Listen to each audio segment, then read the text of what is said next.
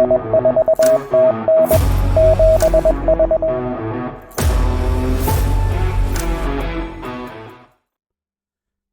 afternoon. Welcome. This evening we're going to take a little bit of time to talk about the Terra Connect application. Tonight we're going to be running it on a Windows desktop. It can be ran on Android and iOS, with future videos coming on how to upload the application directly to your device of choice. But for tonight we're going to talk about the application itself and be running it on a Windows computer. So when you open up the application, it will bring you to the landing page, which is the Tennessee Amateur Radio Association Club Finder, also known as our club directory. On the left-hand side, you will have a navigational bar. You can see clubs, nets, events, and operators, as well as a submit listing button. Below that, you'll have a quick stats. It will show how many active clubs there are, active nets, upcoming events, and active operators, as well as counties represented. So talking a little bit about the Club Finder, we wanted to make it easy, quick, and efficient to find more information about amateur radio clubs, not only that are affiliated with the association, but that are active in the volunteer state. We also wanted it to be very easy to put a bunch of garbled up mess in a search bar and it spit out kind of what you're looking for. So you can search by many ways. Club call sign, club name, a city, a county, or you can even go and click on the filters and choose by type.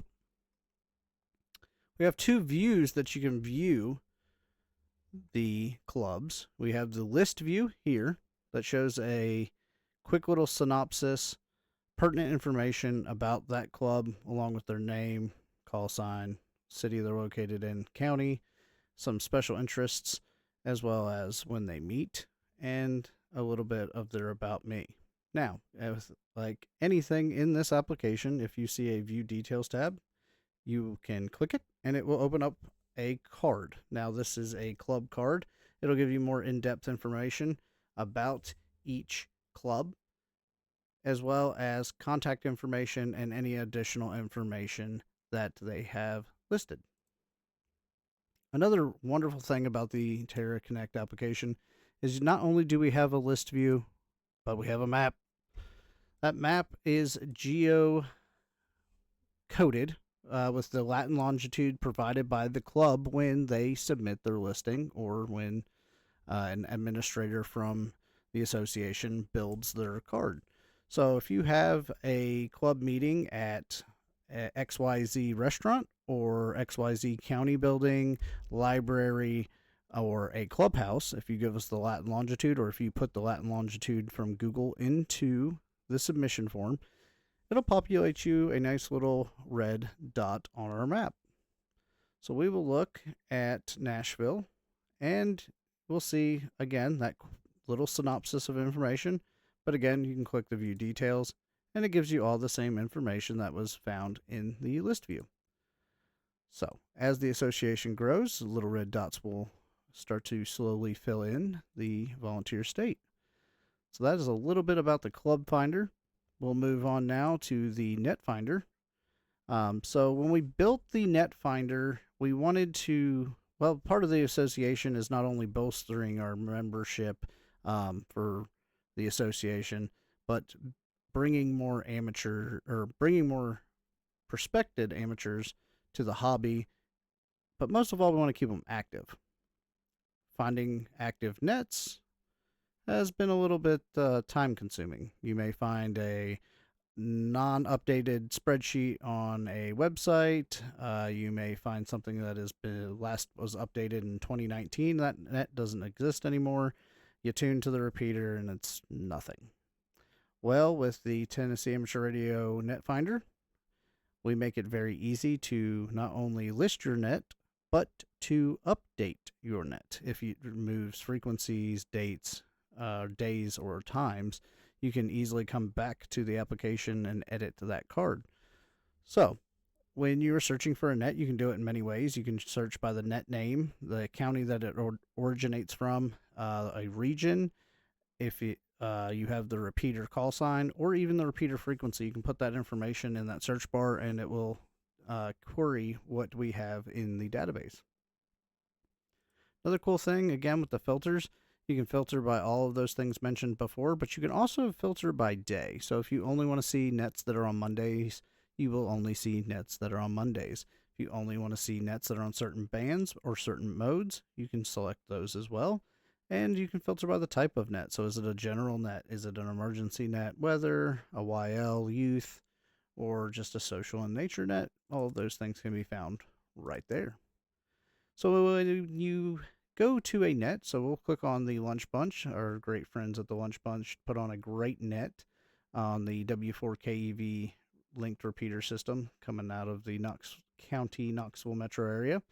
They run Monday through Friday, 12 noon Eastern, till about whenever they decide to wrap that thing up. Sometimes I've gone in there, checked in at 12:05 and come back at 3 o'clock, and Jeremy's still going. So great group of guys. And so when you click on the when you click on the net card, it'll give you the net name. It'll show if it's linked. It'll give you a repeater frequency as well as the offset, the band, and the PL tone if it's required. It'll also have the repeater name, location, the mode. And one of the cool things, again, with that link system, if it is on a linked or bridge system, you can click a little button there and give all the information so others can connect to that system if they're outside of RF range. They'll have a little bit about the net, a schedule, and a time. And one of the cool things we added here at the bottom from the additional information is net controllers. Kind of get to know the guys behind the mic. So the Lunch Bunch group runs a really tight ship Monday through Friday. So on Mondays, you got Ken. Tuesdays, you got Mr. Jeremy. Wednesdays, you have Mr. Jerry. Thursdays, Rick. And Friday wraps it up with Mr. Scott. Great group of guys. Do a lot for amateur radio. And wanted to put them on here. Kind of use them as our example. We also have another area where you can put a little bit more, like a website, to learn more about the net. So all of that information there can be found in the Find Nets tab. And my favorite is the Find Events, or the Event Finder. So much information gets sent out via social media, websites, emails, text threads, group IOs. Now we have everything in one easy to search place. So if you submit a listing, or if you contact us and you want us to submit a listing on your behalf, it's now easily found and searched in one area. It can also be searched by the event name, the location, the county that the event is being held in, or the club that is sponsoring that said event. We also have some really cool filters as well. So if you only want to see events by month, you can click on the month that you're wishing to look at. If you only want to look at counties that are selected, you can select those counties. Another cool thing is you can filter by type. So if you only want to see what hamfests are going on in the state that are submitted to the association, you can click Hamfests. And we have one Hamfest coming up in Ray County on October 24th from 8 to 2. Again, you see the view details, you can click it and it'll give you a lot more information. The exact location and address, who it's organized by, a little bit about the event, a cost efficient of admission if it's required, as well as some contact information for you to get a hold of the person putting on, or the POC, point of contact, for that event. So kind of streamlines all the information you need in one easy to use and easy to find spot. So we really like the events tab, and we can't wait to see it be more utilized for Tennessee amateurs, not just members of the association. Another option that we have is the Find Active Operators. One of the things about the association is that we want to bolster activity. So if you are taking part of our Simplex Saturday, this would be a great place for you to submit your activation, where kind of you're going to be at. So when you create a submission, there'll be a lot of information that you can put in there to help others find you or hunt you, if you want to use the POTA term there. This was 100% brought to us by an association member.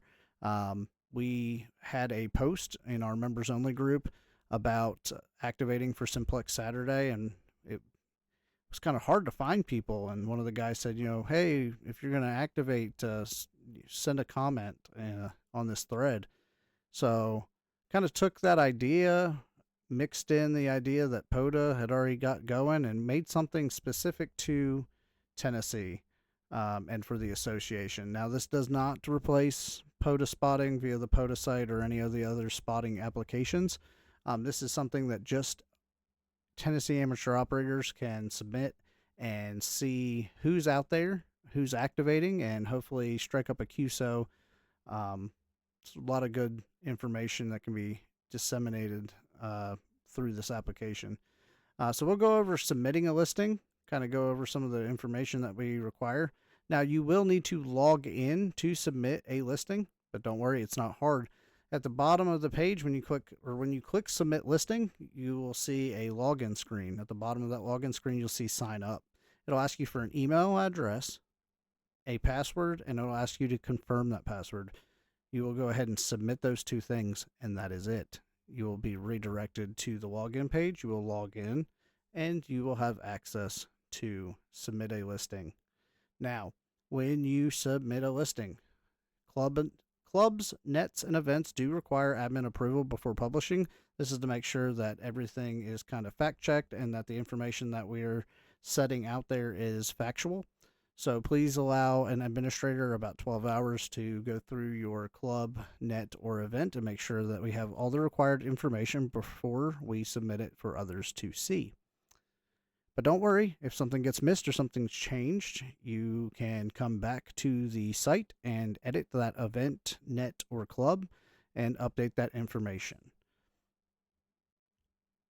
One cool thing is that our operator spots publish immediately. They do not require admin approval. So right now it is currently 12:51 a.m. So there is obviously nobody actively operating right now.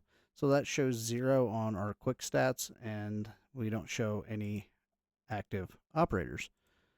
But if you were wishing to operate, you can go over to the submit a listing, click on the operator spot, and anything with an asterisk we do ask that you fill out.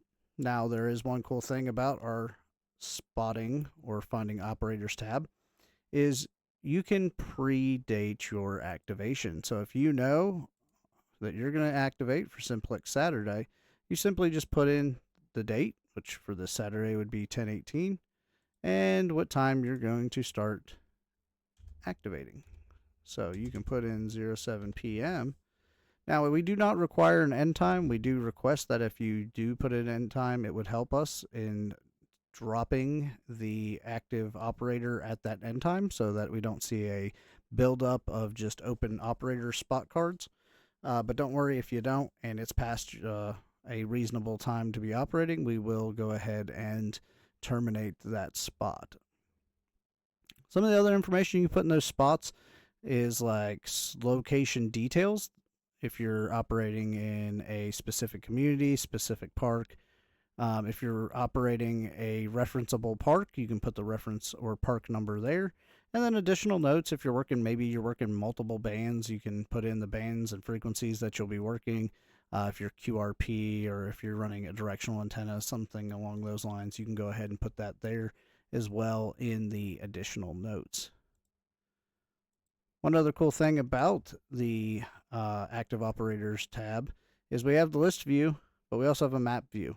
The map view looks just like the map view that you would see for the Clubs tab, but they are color-coded individual markers showing the county that there's someone activating in. And just like on our club map, you can click it and it will show you more information about that operator that's activating and how you can contact them. So with all of that being said, the whole goal and hopefully the future as we move forward, we will grow the Terra Connect application to feature more things that will help amateur radio operators here in the volunteer state. If you have any questions or have any concerns, maybe some comments for improvements, or you run into an error, you can reach us at helpdesk@tnara.org, and we will get out to you as soon as we possibly can to remedy those issues. My name's Riley. I'm the director for the Tennessee Amateur Radio Association.